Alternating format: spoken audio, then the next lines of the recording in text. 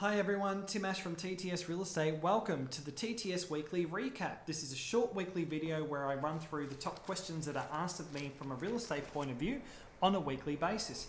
This week, episode 4, we're going to cover rent arrears. What are your rights as an owner when your tenant falls behind in rent? So what we're going to do is we're just going to run through the legal process and tell you all the outcomes and situations, and we'll jump straight into it. Once your tenant falls 14 days behind in rent, you can then issue them with a 14-day notice to vacate. This gives the tenant an extra 14 days to either give us back possession or to pay the rent in full. One of three things can happen here. They can either give us back possession of the property, and we're now in possession, we can now remarket for another tenant, and this is the ideal situation as you can minimize your losses, get a new tenant in and start getting a rental return. They can pay the rent in full, so if they pay the rent in full, it makes the notice null and void. Throughout a fixed term tenancy, let's say the tenant does it a second time, a third time, a fourth time, they can have up to 4 times to do it. If they do it the 5th time, we can then they still pay the rent in full, we can then make the application to VCAT in any case and get possession. If there's a pattern of this happening, there is a way to stop that pattern.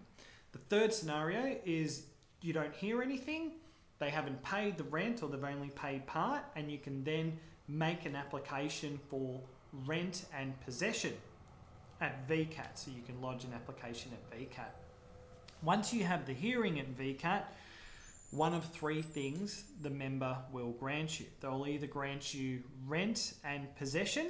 So basically that would be the ideal outcome, is that VCAT grants you with a warrant of possession. You can claim the bond for the back rent. With that warrant of possession, you can take it down to the local police station. The police will then book in an eviction date, bring the locksmith with you. You then get the locks changed and you're now in possession of the property. That's scenario number 1. Scenario number 2, they can pop the tenant on a payment plan. This would be a likely scenario if the tenant has shown constant efforts in terms of paying the rent and trying to catch it up. So that would be a likely scenario if the tenant does have somewhat of a track record of trying to keep up with payments of rent. Scenario number 3, which is not ideal at all, is they can actually send the tenants to financial counselling and adjourn the hearing, and then you have a chat once you get the financial counsellor's report. Not ideal at all. So basically, as an agency, our job and responsibility is to get the best outcome for our rental providers. So how do we do that? We need to ensure that we've got constant communication with tenant/renter with regards to pay, when is he going to pay the rent.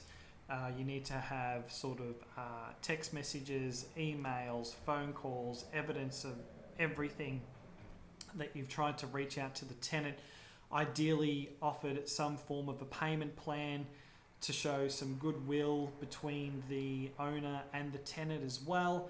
And so that way when you actually get to the hearing, if VCAT do offer it, you can say, well, I've already tried to go down that avenue and it hasn't worked out.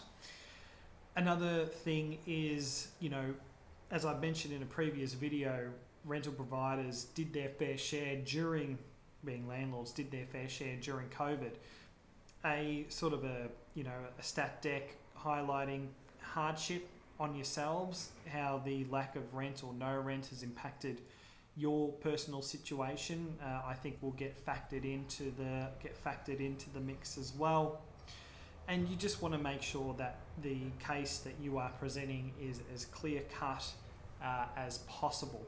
You want to have sort of in your summary of proofs, have a cover page referencing all of the communication and basically how there's no other conclusion that can be drawn other than to get possession of the property.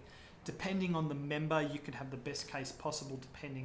A lot of it can depend on the member on the day as well. So yeah, that pretty much sums it up. A much shorter video, so I'm not taking up as much of your time. Really hope you enjoyed this one, and we'll see you next week. Thank you so much for your time.